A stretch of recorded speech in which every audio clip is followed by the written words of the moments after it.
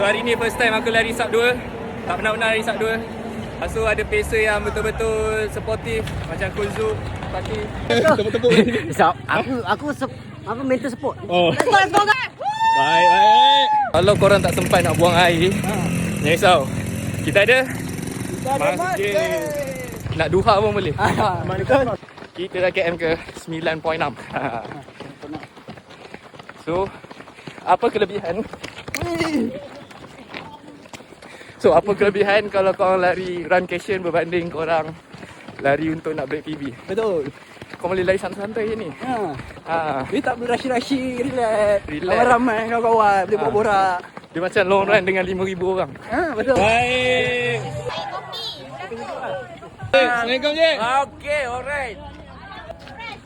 Terbaik bang. Let's go, Babu!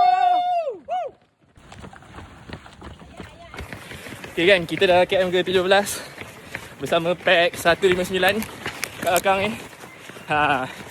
Lagi 4 KM untuk geng-geng yang nak PB sub 2. Let's go! Semua finisher dihidangkan dengan buah-buahan. Dapat baju finisher yang kualiti dia memang gila premium lah. Dapat towel dan medal. Jadi korang rasa korang akan join tak tahun depan?